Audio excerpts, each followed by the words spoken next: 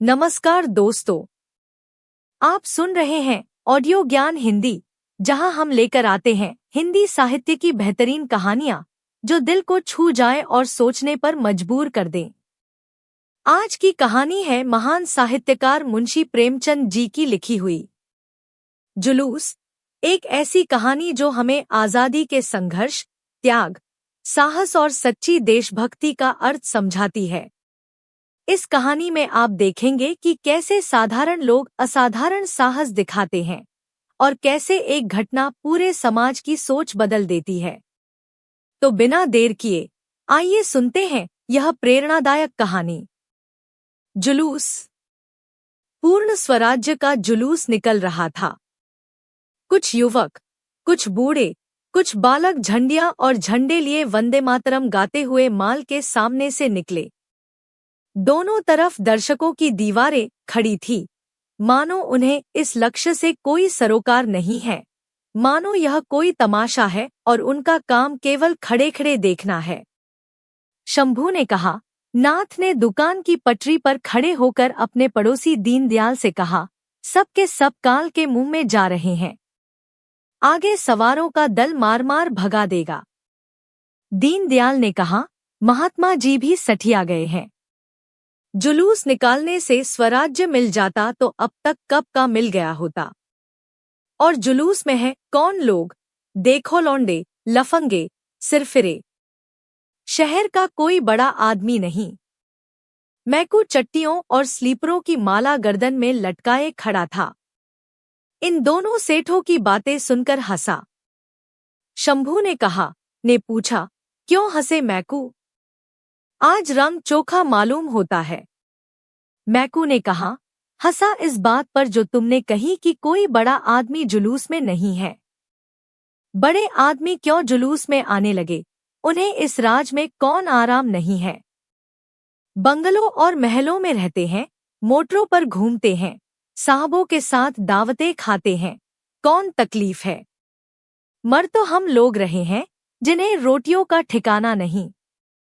इस बखत कोई टेनिस खेलता होगा, कोई चाय पीता होगा, कोई ग्रामोफोन लिए गाना सुनता होगा, कोई पार्क की सैर करता होगा, यहाँ आए पुलिस के कोड़े खाने के लिए। तुमने भी भली कही। शंभू ने कहा, तुम यह सब बातें क्या समझोगे मैकू? जिस काम में 4 बड़े आदमी अगुआ होते हैं उसकी सरकार पर भी धाक बैठ जाती है। लौंडों लफंगों का गोल भला हाकिमों की निगाह में क्या जंचेगा? मैकू ने ऐसी दृष्टि से देखा जो कह रही थी, इन बातों के समझने का ठीका कुछ तुम्ही ने नहीं लिया है, और बोला, बड़े आदमी को तो हम ही लोग बनाते बिगाड़ते हैं, या कोई और? कितने ही लोग जिन्हें कोई पूछता भी न था, हमारे ही बनाए बड़े आदमी बन गए और अब मोटरों पर निकलते हैं और हमें नीच समझते हैं। यह लोगों की तकदीर की खूबी है कि जिसकी जरा बढ़ती हुई और उसने हमसे आंखें फेरी। हमारा बड़ा आदमी तो वही है जो लंगोटी बांधे नंगे पांव घूमता है, जो हमारी दशा को सुधारने के लिए अपनी जान हथेली पर लिए फिरता है, और हमें किसी बड़े आदमी की परवाह नहीं है। सच पूछो तो इन बड़े आदमियों ने ही हमारी मिट्टी खराब कर रखी है। इन्हें सरकार ने कोई अच्छी सी जगह दे दी, बस उसका दम भरने लगे। दीनदयाल ने कहा, नया दारोगा बड़ा जल्लाद है, चौरास्ते पर पहुंचते ही हंटर लेकर पिल पड़ेगा। फिर देखना सब कैसे दुम दबाकर भागते हैं, मजा आएगा। जुलूस स्वाधीनता के नशे में चूर चौरास्ते पर पहुंचा तो देखा, आगे सवारों और सिपाहियों का एक दस्ता रास्ता रोके खड़ा है। सहसा दारोगा बीरबल सिंह घोड़ा बढ़ाकर जुलूस के सामने आ गए और बोले, तुम लोगों को आगे जाने का हुक्म नहीं है। जुलूस के बूढ़े नेता इब्राहिम अली ने आगे बढ़कर कहा, मैं आपको इत्मीनान दिलाता हूँ, किसी किस्म का दंगा फसाद न होगा। हम दुकानें लूटने या मोटरें तोड़ने नहीं निकले हैं। हमारा मकसद इससे कहीं ऊंचा है। बीरबल सिंह ने कहा, मुझे यह हुक्म है कि जुलूस यहाँ से आगे न जाने पाए। इब्राहिम ने कहा, आप अपने अफसरों से जरा पूछ न लें। बीरबल सिंह ने कहा, मैं इसकी कोई जरूरत नहीं समझता। इब्राहिम ने कहा, तो हम लोग यहीं बैठते हैं। जब आप लोग चले जाएंगे तो हम निकल जाएंगे। बीरबल सिंह ने कहा, यहाँ खड़े होने का भी हुक्म नहीं है, तुमको वापस जाना पड़ेगा। इब्राहिम ने गंभीर भाव से कहा, वापस तो हम न जाएंगे। आपको या किसी को भी हमें रोकने का कोई हक नहीं। आप अपने सवारों, संगीनों और बंदूकों के जोर से हमें रोकना चाहते हैं, रोक लीजिए, मगर आप हमें लौटा नहीं सकते। न जाने वह दिन कब आएगा जब हमारे भाईबंद ऐसे हुक्मों की तामील करने से साफ इनकार कर देंगे जिनकी मंशा महज कौम को गुलामी की जंजीरों में जकड़े रखना है। बीरबल ग्रेजुएट था।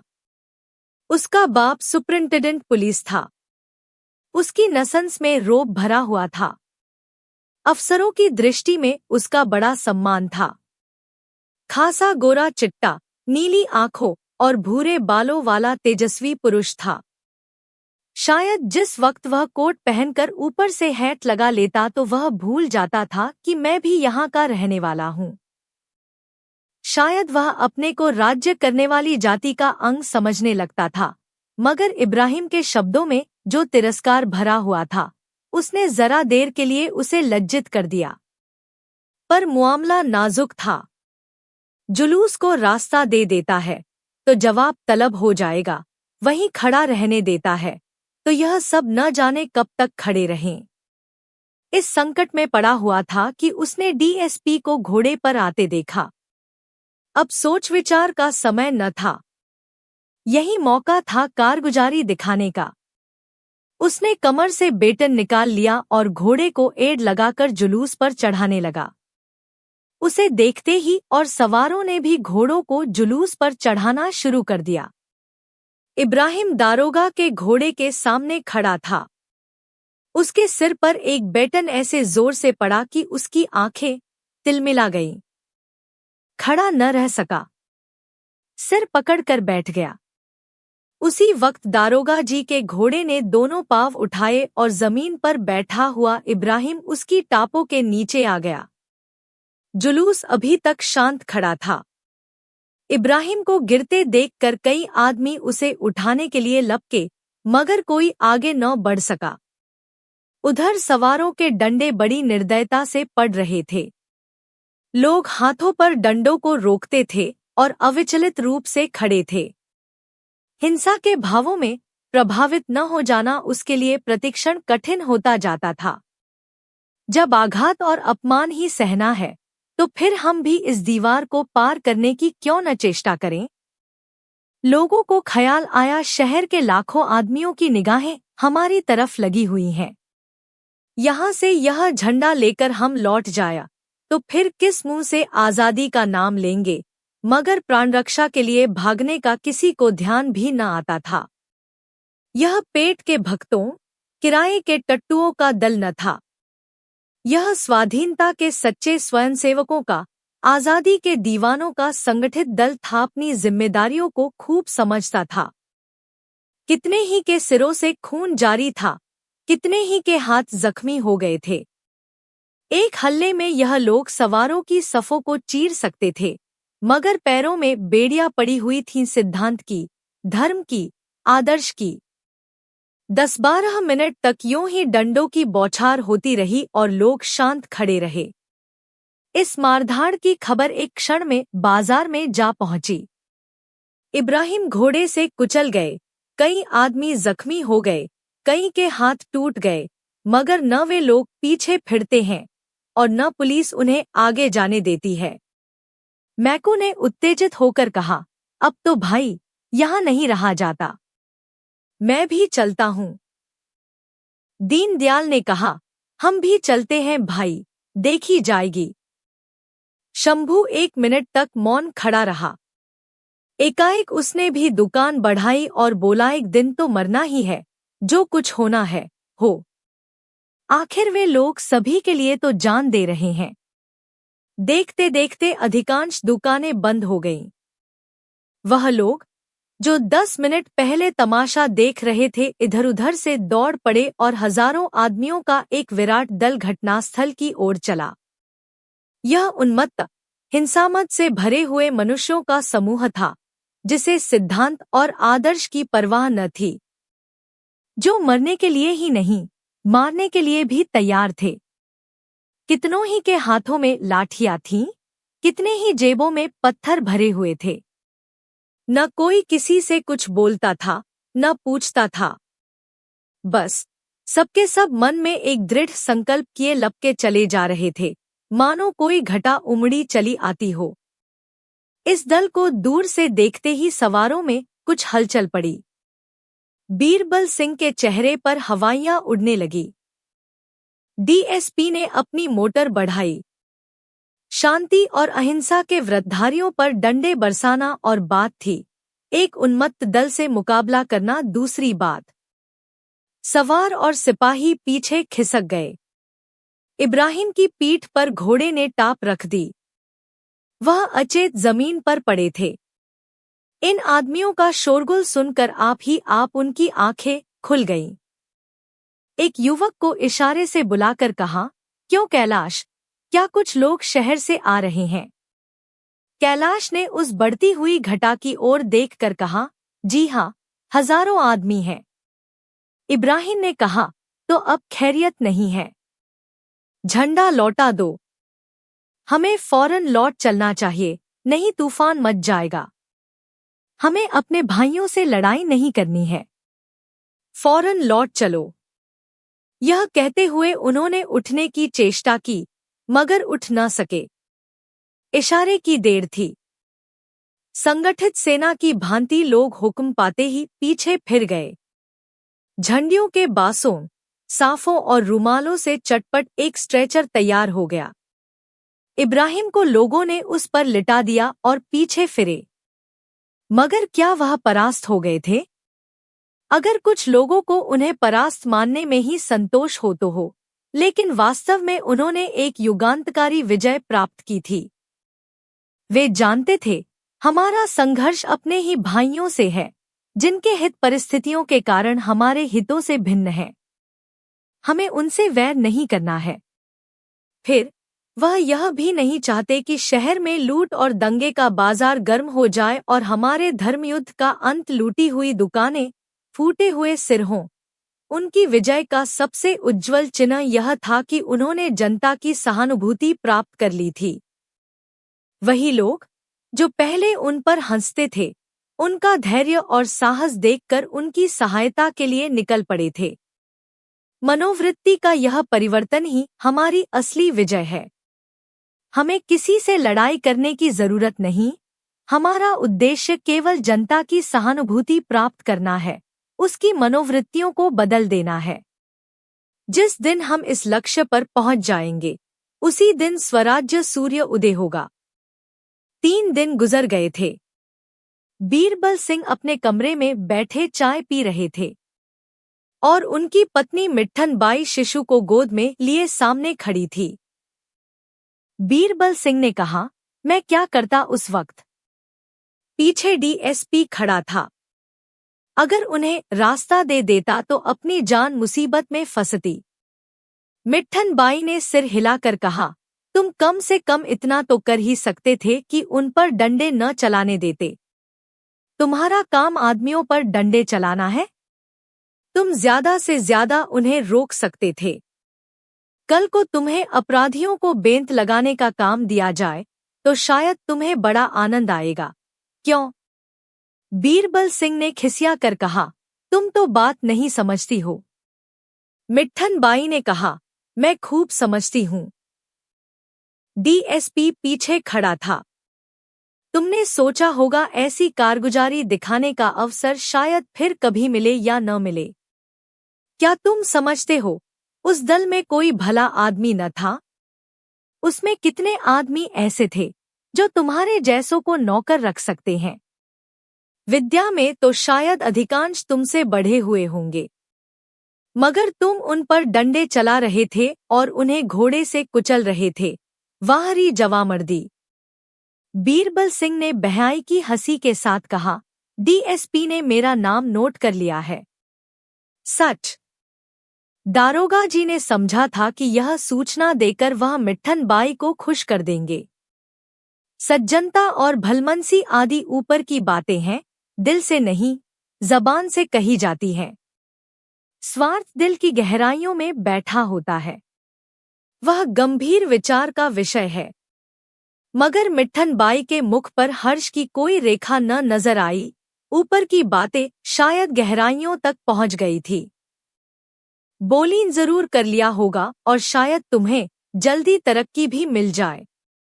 मगर बेगुनाहों के खून से हाथ रंग कर तरक्की पाई तो क्या पाई?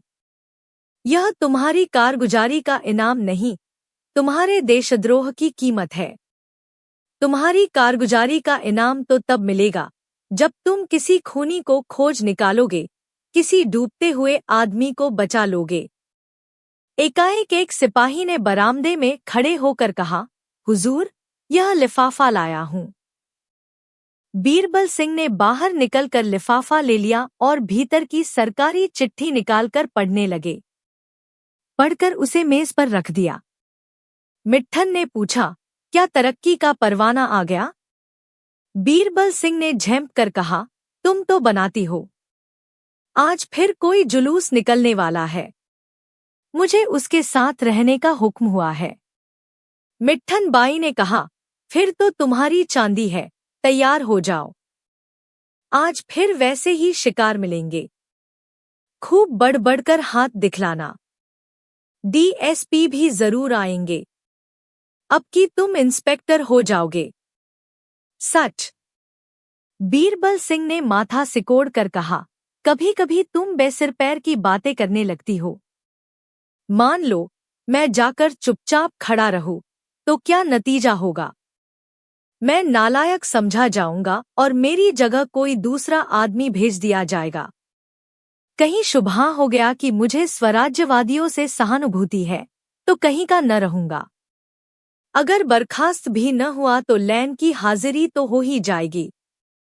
आदमी जिस दुनिया में रहता है उसी का चलन देखकर काम करता है। मैं बुद्धिमान न सही, पर इतना जानता हूं कि ये लोग देश और जाति का उद्धार करने के लिए ही कोशिश कर रहे हैं। यह भी जानता हूं कि सरकार इस ख्याल को कुचल डालना चाहती है। ऐसा गधा नहीं हूं कि गुलामी की जिंदगी पर गर्व करूं, लेकिन परिस्थिति से मजबूर हूं। बाजे की आवाज कानों में आई। बीरबल सिंह ने बाहर जाकर पूछा, मालूम हुआ स्वराज्य वालों का जुलूस आ रहा है।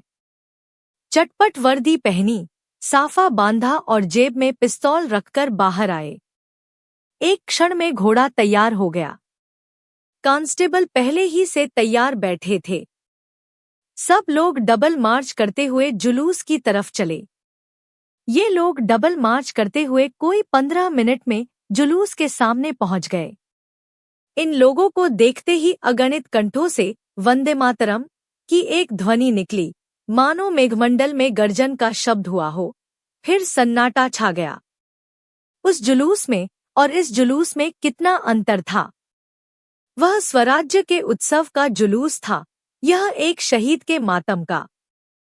3 दिन के भीषण ज्वर और वेदना के बाद आज उस जीवन का अंत हो गया जिसने कभी पद की लालसा नहीं की, कभी अधिकार के सामने सिर नहीं झुकाया। उन्होंने मरते समय वसीयत की थी कि मेरी लाश को गंगा में नहला कर दफन किया जाए और मेरे मजार पर स्वराज्य का झंडा खड़ा किया जाए। उनके मरने का समाचार फैलते ही सारे शहर पर मातम का पर्दा सा पड़ गया। जो सुनता था एक बार इस तरह चौंक पड़ता था जैसे उसे गोली लग गई हो और तुरंत उनके दर्शनों के लिए भागता था। सारे बाजार बंद हो गए। इक्कों और तांगों का कहीं पता न था, जैसे शहर लुट गया हो। देखते देखते सारा शहर उमड़ पड़ा। जिस वक्त जनाजा उठा, लाखसवा लाख आदमी साथ थे। कोई आंख ऐसी न थी जो आंसुओं से लाल न हो। बीरबल सिंह अपने कांस्टेबलों और सवारों को 5-5 गज के फासले पर जुलूस के साथ चलने का हुक्म देकर खुद पीछे चले गए। पिछली सफों में कोई 50 गज तक महिलाएं थीं। दारोगा ने उनकी तरफ ताका। पहली ही कतार में मिट्ठन बाई नजर आई। बीरबल को विश्वास न आया। फिर ध्यान से देखा, वही थी। मिट्ठन ने उनकी तरफ एक बार देखा और आंखें फेर लीं, पर उसकी एक चितवन में कुछ ऐसा धिक्कार, कुछ ऐसी लज्जा, कुछ ऐसी व्यथा, कुछ ऐसी घृणा भरी हुई थी कि बीरबल सिंह की देह में सिर से पांव तक सनसनी दौड़ गई। वह अपनी दृष्टि में कभी इतने हल्के, इतने दुर्बल, इतने जलील न हुए थे। सहसा एक युवती ने दारोगा जी की तरफ देखकर कहा, कोतवाल साहब, कहीं हम लोगों पर डंडे न चला दीजिएगा। आपको देखकर भय हो रहा है। दूसरी बोली, आप ही के कोई भाई तो थे जिन्होंने उस माल के चौरस्ते पर इस पुरुष पर आघात किए थे। मिट्ठन ने कहा, आपके कोई भाई न थे, आप खुद थे। बीसियों ही मुंह से आवाजें निकली, अच्छा, यह वही महाशय हैं? महाशय, आपको नमस्कार है। यह आप ही की कृपा का फल है कि आज हम भी आपके डंडे के दर्शन के लिए आ खड़ी हुई हैं। बीरबल ने मिट्ठन बाई की ओर आंखों का भाला चलाया, पर मुंह से कुछ न बोले।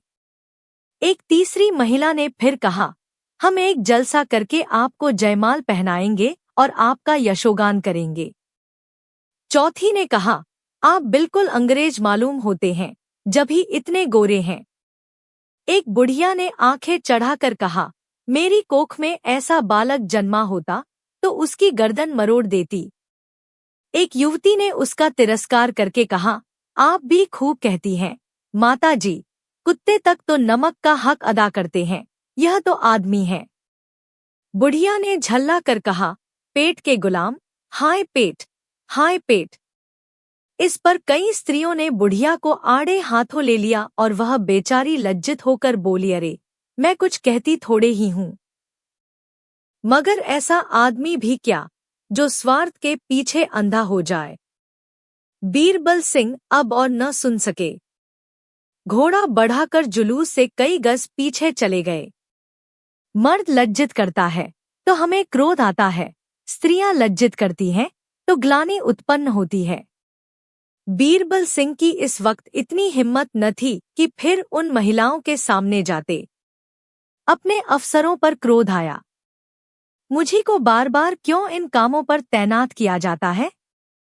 और लोग भी तो हैं, उन्हें क्यों नहीं लाया जाता? क्या मैं ही सबसे गया बीता हूँ?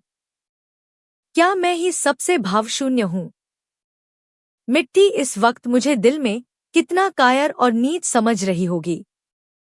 शायद इस वक्त मुझे कोई मार डाले तो वह जबान भी न खोलेगी। शायद मन में प्रसन्न होगी कि अच्छा हुआ। अभी कोई जाकर साहब से कह दे कि बीरबल सिंह की स्त्री जुलूस में निकली थी तो कहीं का न रहूं। मिट्टी जानती है, समझती है, फिर भी निकल खड़ी हुई। मुझसे पूछा तक नहीं। कोई फिक्र नहीं है न? जब ही ये बातें सूझती हैं, यहाँ सभी बेफिक्र हैं। कॉलेजों और स्कूलों के लड़के, मजदूर, पेशेवर, इन्हें क्या चिंता? मरण तो हम लोगों की है, जिनके बाल बच्चे हैं और कुल मर्यादा का ध्यान है। सबकी सब मेरी तरफ कैसा घूर रही थी, मानो खा जाएंगी। जुलूस शहर की मुख्य सड़कों से गुजरता हुआ चला जा रहा था। दोनों ओर छतों पर, छज्जों पर, जंगलों पर, वृक्षों पर दर्शकों की दीवारें सी खड़ी थी। बीरबल सिंह को आज उनके चेहरों पर एक नई स्फूर्ति, एक नया उत्साह, एक नया गर्व झलकता हुआ मालूम होता था। स्फूर्ति थी वृक्षों के चेहरे पर, उत्साह युवकों के और गर्व रमणियों के। यह स्वराज्य के पथ पर चलने का उल्लास था।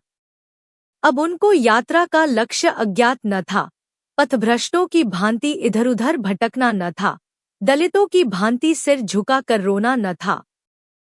स्वाधीनता का सुनहला शिखर सुदूर आकाश में चमक रहा था। ऐसा जान पड़ता था कि लोगों को बीच के नालों और जंगलों की परवाह नहीं है। सब सुनहले लक्ष्य पर पहुंचने के लिए उत्सुक हो रहे हैं। 11 बजते जुलूस नदी के किनारे जा पहुंचा। जनाजा उतारा गया और लोग शव को गंगा स्नान कराने के लिए चले। उसके शीतल, शांत, पीले मस्तक पर लाठी की चोट साफ नजर आ रही थी। रक्त जमकर काला हो गया था। सिर के बड़े बड़े बाल खून जम जाने से किसी चित्रकार की तूलिका की भांति चिमट गए थे।